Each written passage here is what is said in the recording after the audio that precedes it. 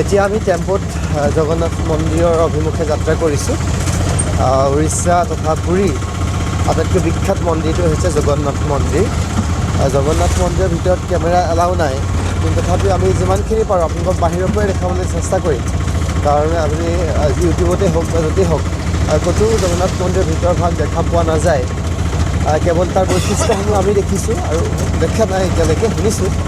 গতিকে সেইসমূহ আপোনালোকক আমি গুণাবোৰ প্ৰমাণ সহকাৰে দেখুৱাবলৈ ভিডিঅ'টো চেষ্টা কৰিম যিমানখিনি পাৰোঁ। গতিকে ভিডিঅ'টো চাই থাকক। টেম্পুৰ চাউণ্ডটো যথেষ্ট বেছি, গতিকে গোটেই ৰাস্তাটো নেদেখুৱাওঁ, কাৰণ ইয়াৰ টেম্পু চালকসকলে ধুনীয়াকৈ জগন্নাথ মন্দিৰলৈকে লৈ যায়, কোনো চিন্তাৰ কাৰণ নাই। সেইকাৰণে ৰাস্তাটো চিনাকি হ'বলৈ চিনাকি নহ'লেও হ'ব। ৰাস্তাটো চাওক, পূৰা ফিনফিনীয়া। এই ৰাস্তাটোৰ নামেই বোলে VIP ৰোড। আমি ৰুম লৈ আছোঁ চিটি ৰোডত। চিটি ৰোডৰ পৰা অকণমান আহি মোৰফালে VIP ৰোড, এটা তিনিআলি হৈছে। তিনিআলিৰ পৰা এটা VIP ৰোডলৈ এনেকৈ জগন্নাথ মন্দিৰ আহিবৰ কাৰণে ভাল ৰাস্তা দেই। এইফালেও চাওক, এইফালেও যথেষ্ট ধুনীয়া ৰাস্তা, এইফালেও ধুনীয়া ৰাস্তা, এইফালেও ধুনীয়া ৰাস্তা ভাল এইফালে।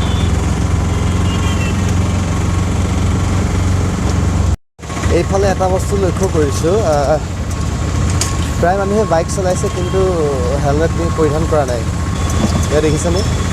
কাৰো মূৰতে হেলমেট নাই। চাওক,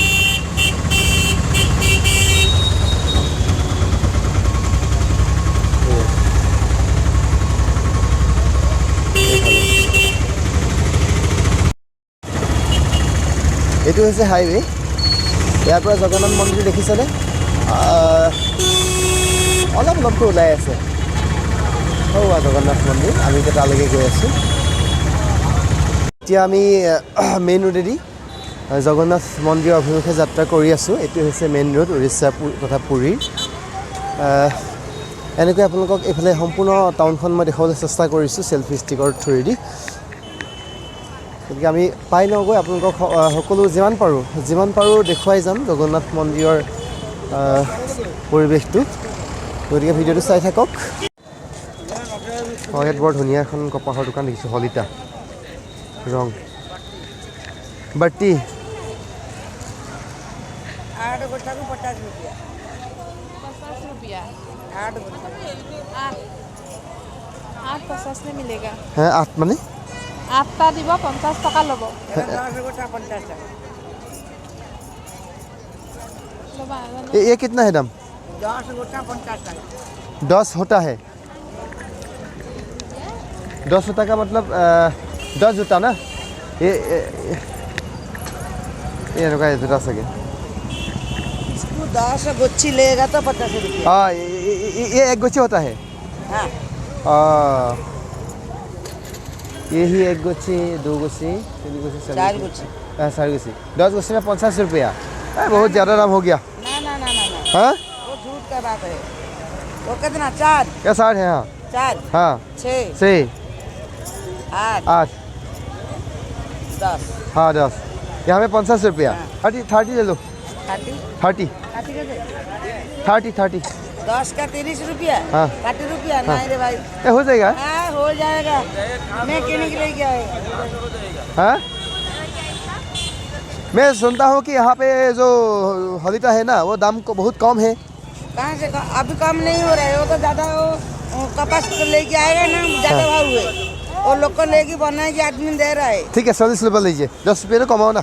40 লৈ 10 টকাত কমালে। ধুনীয়া, এইটো হলিতাটো জ্বলাবলৈ বহুত ভাল বোলে, সেইকাৰণে লৈ লৈছোঁ ঘৰৰ কাৰণে। কাতি বিহুত আমাৰ চাকি জ্বলাবলৈ হ'ব। এই জগন্নাথ মন্দিৰৰ ওচৰৰ পৰা নিয়া বুলি। মন্দিৰ পাইছোঁহি আৰু চাওক, সূৰ্যটো মানে অলপ ডাৱৰীয়া হৈ আছে বতৰটো, সেইকাৰণে ধুনীয়াকৈ মোবাইলত জিলিকি উঠিছে। আৰু সূৰ্যটো ঠিক তলতেই জগন্নাথ মন্দিৰৰ স্তম্ভ ভাগ, অশোক স্তম্ভ, লগতে মন্দিৰৰ যি একেবাৰে ওপৰৰ ভাগ পোনে পোনে থকা যেন দেখিছোঁ আমি ইয়াৰ পৰা। গতিকে একেবাৰে ওচৰ পাই লওঁগৈ। দেখিছেনে? ইয়াৰ পৰাই মানে জগন্নাথ মন্দিৰৰ পৰা ভিৰ আৰম্ভ হৈ যায়। ভক্তসকলে এইফালেদি সোমাই প্ৰথমতে সেই পুলিচ ৰৈ আছে। চাওক, ইয়াত চেক কৰে মোবাইল, বেগ আদি একো নিবলৈ নিদিয়ে। হয়তো বেগটো চেক কৰে, যদি আপোনাৰ কোনো হেৰি বস্তু নাথাকে, ভয়ংকৰ বস্তু নাথাকে, নিশ্চয় সোমাবলৈ দিব নিশ্চয়, পইচা পাতিটো কোনো নাৰাখিব। এইটো হৈছে জগন্নাথ মন্দিৰ।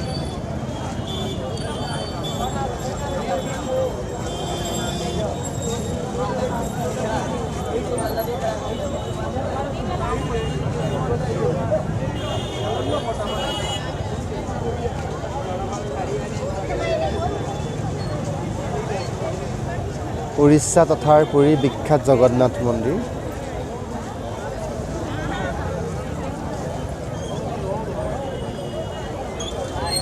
এই ওপৰত থকা সুদৰ্শন চক্ৰটো ফালে মুখ কৰি থকা যেন লাগে, সঁচাকৈয়ে দেখিছোঁ। চাওকচোন, আমি ইফালৰ পৰা চাওঁতেও সন্মুখত থকা যেন লাগিছিল, আৰু এতিয়া এইফালে আহিলোঁ, এইফালৰ পৰা প্ৰায় সন্মুখত থকা যেনেই লাগিছে। আৰু এটা বৈশিষ্ট্য শুনিছিলোঁ যে পতাকাখন ওলোটাকৈ উৰি থাকে, কিন্তু পতাকাখন ওলোটাকৈ উৰিছে জানে আপুনি? ঠিক ধৰিব পৰা নাই, কাৰণ এই বৈশিষ্ট্যখিনি ধৰিব পৰা নাই বাৰু আমি, বা আপোনালোকে লক্ষ্য কৰিব। চাওকচোন বাৰু। আৰু এয়াই হৈছে জগন্নাথ মন্দিৰৰ প্ৰৱেশদ্বাৰ, মেইন প্ৰৱেশদ্বাৰ। ফুলৰ মালাৰে সৈতে ধুনীয়াকৈ সজাই থৈছে। আৰু আমি বেলেগ ছাইডৰ পৰা আপোনালোকক এই মন্দিৰটো দেখুৱাম, গতিকে আপোনালোকে চাই যাব। এয়াই হৈছে পুৰী তথা উৰিষ্যাৰ বিখ্যাত জগন্নাথ মন্দিৰ। ইয়াত আমি শুনামতে জগন্নাথ, বলৰাম আৰু সুভদ্ৰা, হয়নে, এই তিনিওজনৰ মূৰ্তিৰ ভিতৰত আছে। আৰু ইয়ালৈ আহিলে তথা ইয়াৰ ভিতৰত প্ৰৱেশ কৰিলে মানুহৰ আশা পূৰণ হয় বুলি এক বিশ্বাস।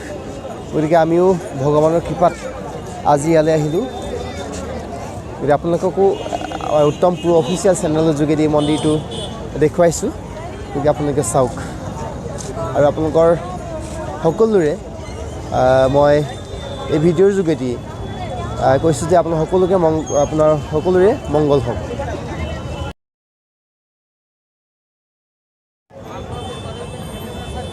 এয়াই হৈছে পুৰী তথা উৰিষ্যাত অৱস্থিত আটাইতকৈ বিখ্যাত মন্দিৰ জগন্নাথ মন্দিৰৰ চাৰিওকাষ।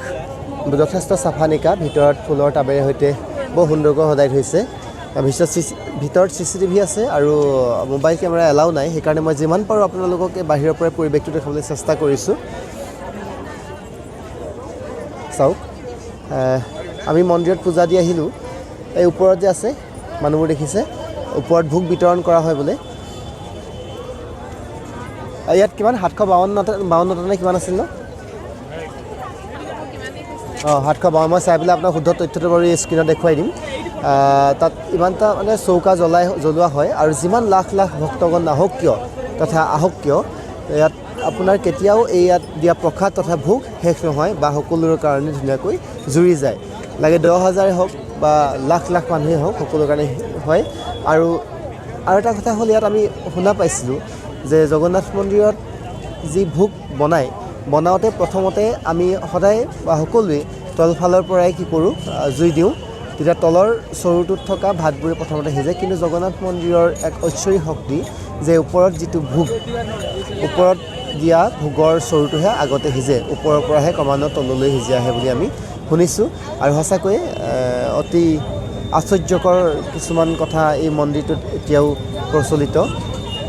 আমি সেইকাৰণে ভগৱানক যে বিশ্বাস কৰোঁ তথা ভগৱান আছে বুলি পৃথিৱীত, এয়া হৈছে আমাৰ প্ৰমাণ। পাৰচেবোৰ বৰ ধুনীয়াকৈ উৰি আছে। গতিকে ইমানেই দেখুৱালোঁ আপোনাক জগন্নাথ মন্দিৰৰ বিষয়ে।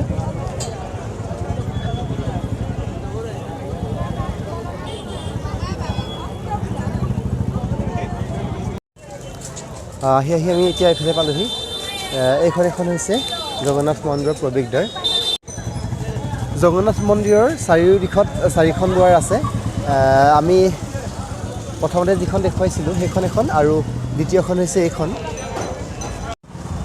এইফালৰ পৰা আমি চালোঁ, গতিকে এইফালৰ পৰাও চাওকচোন, আমাৰ ফালে সন্মুখ কৰি থকা যেন অনুভৱ হৈছে। গতিকে চাৰিওদিশৰ পৰা এনেকুৱাই লাগে। আমি এতিয়া উভতিছোঁ, যিহেতু বেলেগ এটা ৰাস্তাত আহিলোঁ। সমগ্ৰ পৰিৱেশটো দেখুৱাই মই ভিডিঅ'টো সামৰণি মাৰিব বিচাৰিছোঁ।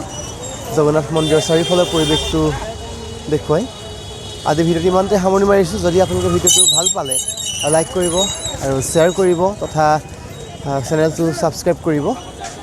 Thank you all is well জয় আই অসম